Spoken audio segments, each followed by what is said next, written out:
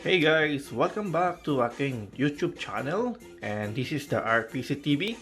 And today's video, guys, we're gonna cook the fried tofu sisig.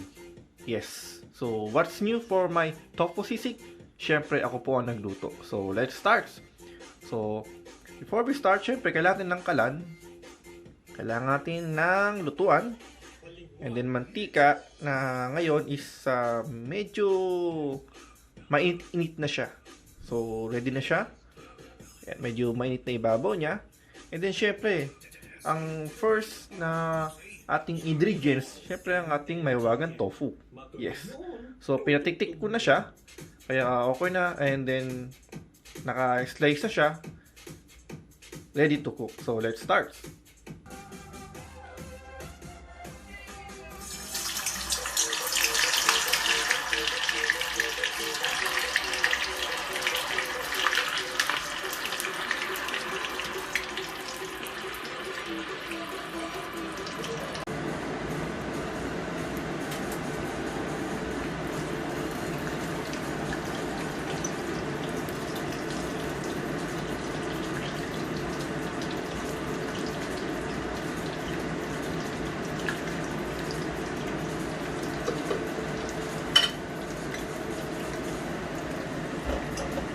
Siyempre, ito pinakalagayan natin.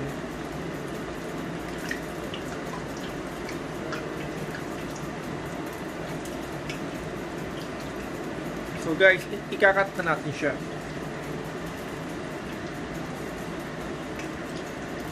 So, pasensya na kayo, medyo maugong kasi nga yung ating exhaust. Yes, may exhaust sa taas.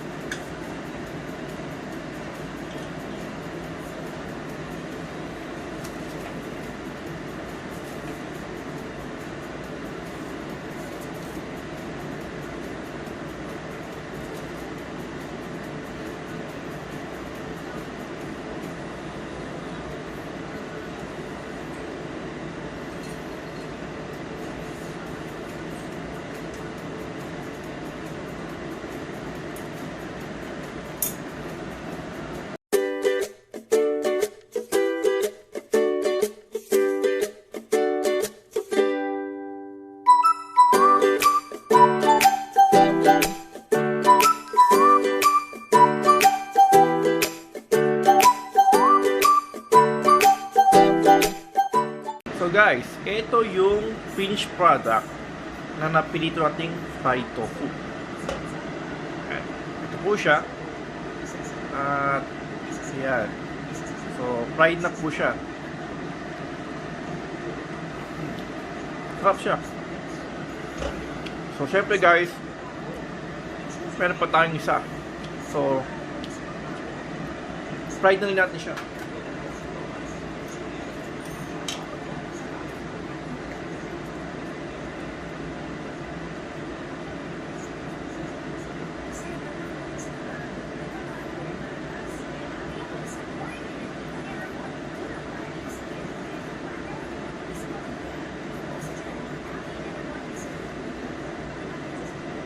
So, kailangan syempre pantay.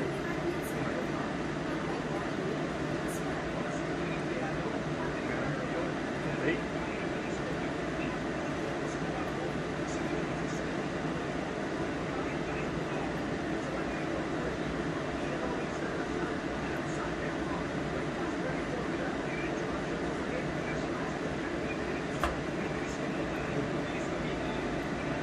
Nakita nyo naman, pantay siya.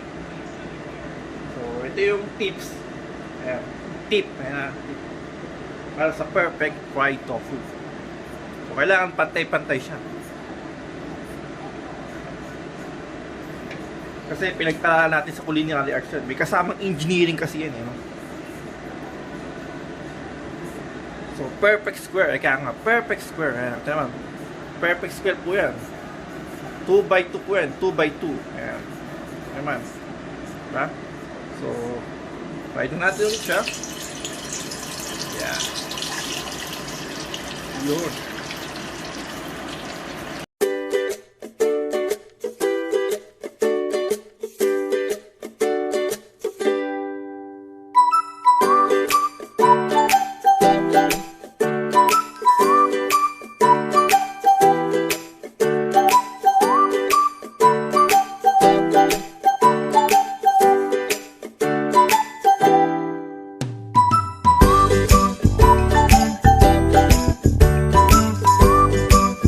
So guys, yes, natapos na natin ang pagpirito o pang fried ng ating tofu.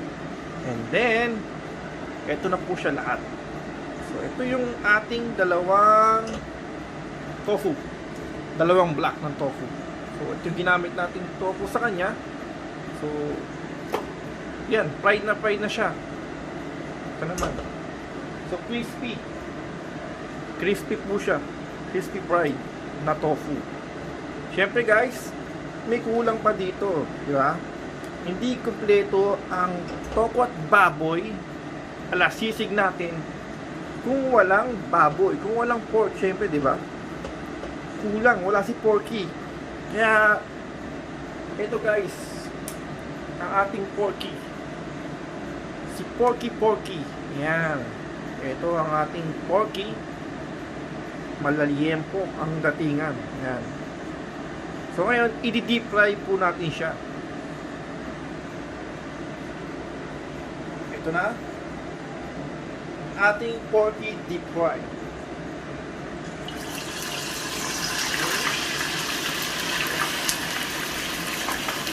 Yan guys.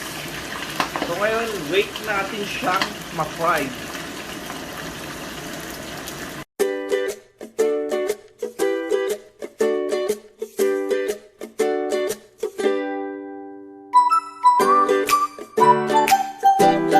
Guys, ito na nga yung ating porky, si ating porky. So ngayon, hahanguin ko na siya.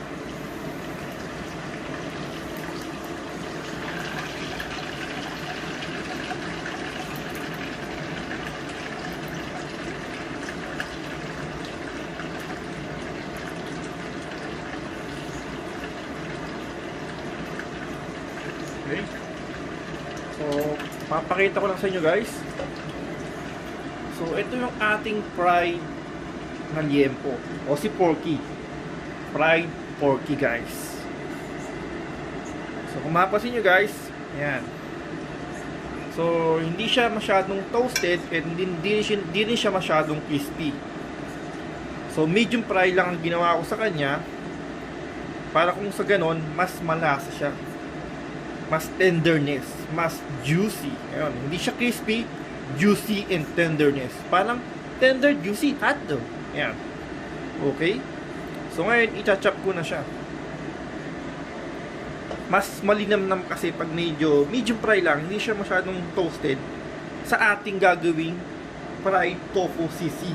Ayan.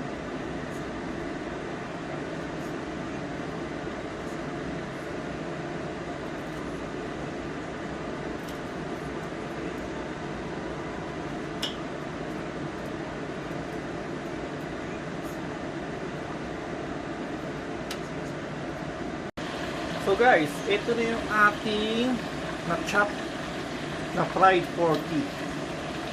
Makita nyo guys, medyo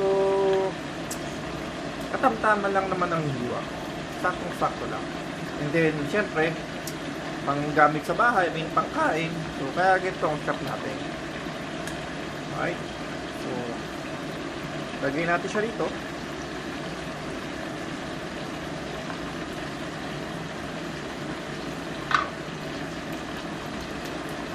So, meron pa tayong pinipiritong porky.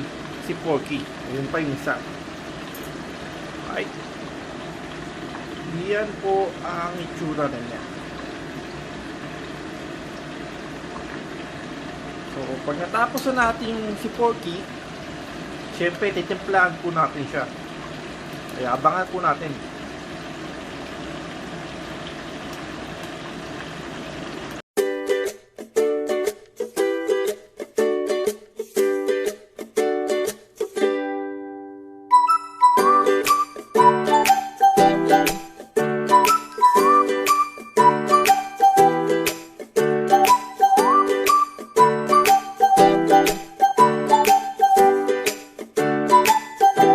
So guys, all set na lang tayo. Fry na natin yung tofu, na-fry pa natin si porky. Kaya ito ang kanyang kinalabasan. Fried tofu, fried porky. Syempre guys, kailangan natin siyang timplahan na natin. So kailangan lang po natin ng mahiwagang sibuyas. Ito po ang ating mahiwagang sibuyas na galing pa ng Bungabon, Nueva Ecija. Hindi, joke lang po yun. Ito binili yan. Siyempre. At kailangan din natin ng sili.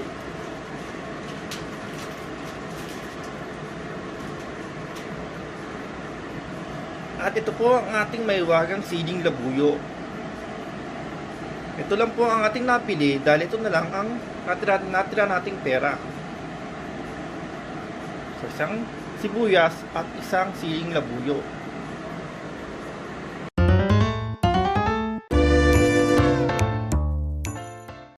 So guys, ito na yung ating fried tofu, fried porky, onion chop, and the 1 pieces siling labuyo.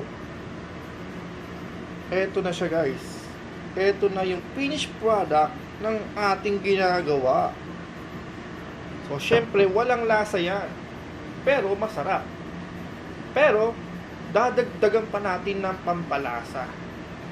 Okay, so, timplahan na po natin siya.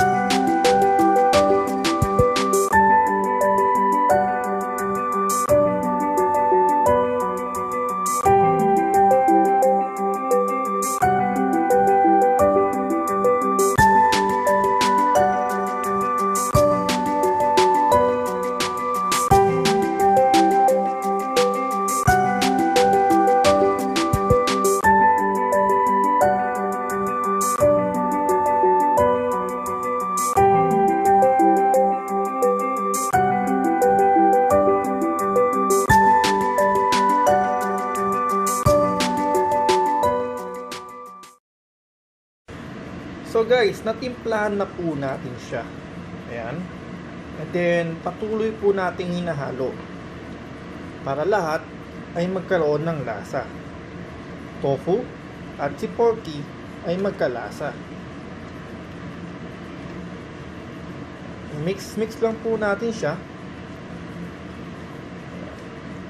Okay.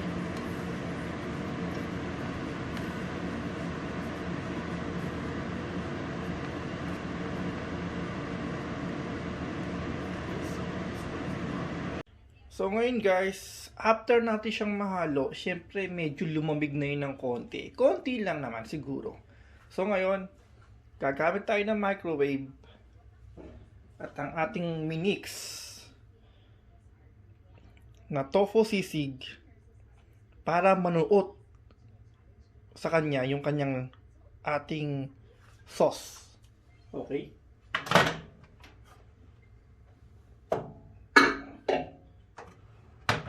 So, in about 3 minutes.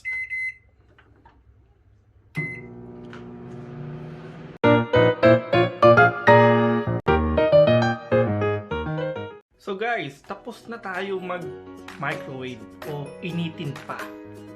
So ngayon, ito na siya. Kung mapapansin nyo guys, medyo dry siya ng konti. Dry na naman ng konti.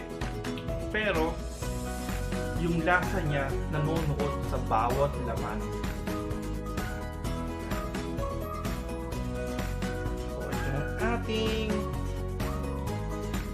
fried tofu ala sisig guys. Looks yummy. Siyempre, titikman natin yan. Pwedeng papakin, pwedeng pulutan, pwedeng udang, at pwede rin pang merienda.